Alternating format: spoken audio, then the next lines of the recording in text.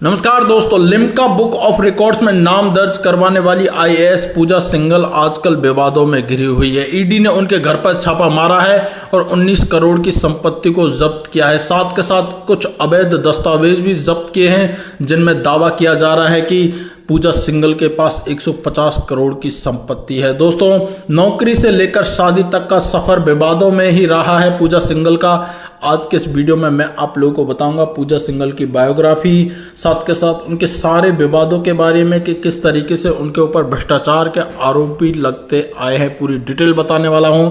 लेकिन दोस्तों, इससे पहले एक बात बोलना चाहूंगा, अगर आप नए हैं तो चैनल को सब्सक्राइब करके बेल आइकन को प्रेस कर सकते हैं और ये वीडियो आपको अच्छा लगे तो इसे लाइक जरूर कर लीजिए। देखिए, 21 साल और 7 दिन की उम्र में आईएएस कैडर में प्रवेश करने वाली सबसे कम उम्र के होने के कारण लिम्का बुक ऑफ रिकॉर्ड्स में दर्ज करवाने वाली 2000 बैच की भारतीय प्रशासनिक सेवा अधिकारी पूजा सिंघल अब ईडी और अन्य जांच एजेंसियों के शिकंजे में घिरती नजर आ रही है। हालांकि इससे पहले भी आईएएस अधिकारी पूजा सिंघल का घर परिवार से लेकर नौकरी में अब तक का सफर विवादों में ही रहा है।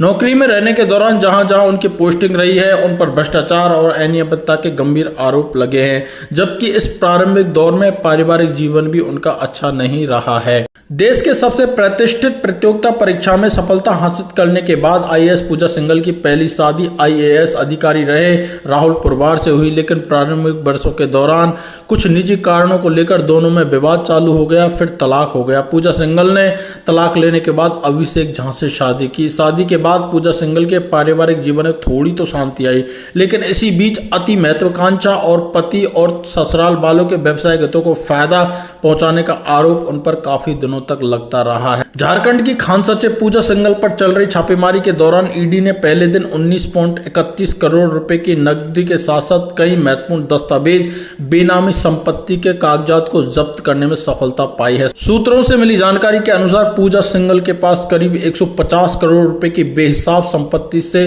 संबंधित दस्तावेज मिले हैं, जिसकी छानबीन ईडी की टीम अब कर रही है। इसी दौरान पूजा सिंघल के एक करीबी के घर से 17 करोड़ रुपए कैश मिले हैं। वो 17 करोड़ रुपए उन्होंने घर में पैसे का बिछौना बनाकर रखे हुए थे। जी हां दोस्तों, साथ के साथ आप लोगों को मैं बता देता हूं कि बिहार के मधुबनी से पूजा सिंघल के ससुर कामेश्वर झा को भी गिरफ्तार कर लिया गया है। अब बात करते हैं पूजा सिंघल के घोटालों के बारे में। तो देखिए, चतरा में उपायुक्त रहते हुए पूजा सिंघल ने मैं नरेगा योजना से 2 एनजीओ को 6 करोड़ रुपए दिए। इस मामले में विधानसभा में भी सवाल उठा था, लेकिन बाद में उन्हें क्लीन चिट मिल गई।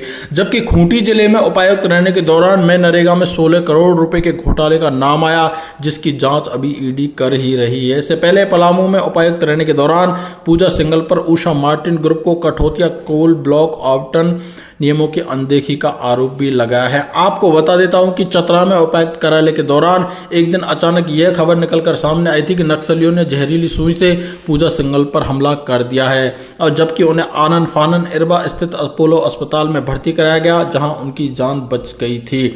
आपको बता देता हूं कि खबरों में इस बात का पता चला था कि उन्होंने खुद जहर खाकर जान देने की कोशिश की, लेकिन बाद में किसी तरीके से कोई केस ना हो, इसलिए इस मामले को नक्सली हमले का रूप दे दिया गया था। अब बात करते हैं पूजा सिंघल की बायोग्राफी के बारे में। तो देखिए, देहरादून से जन्मी पूजा सिंघल ने गढ़वाल विश्वविद्यालय देहरादून से स्नातक की पढ़ाई पूरी की। फिर अपने पहले प्रयास में आईएएस की परीक्षा पास की। वे अपने स्कूल के दिनों से लेकर विश्वविद्यालय की परीक्षा तक टॉपर की सूची में शामिल रही। आईएएस बनने के बाद हजारीबाग के रूप में एसडीओ में काम करने के दौरान उन्होंने विभिन्न गोदामों पर की और शिक्षा परियोजना की ओर से बच्चों को दी जाने वाली किताबों को अवैध बिक्री का भी भांडाफोड़ किया था।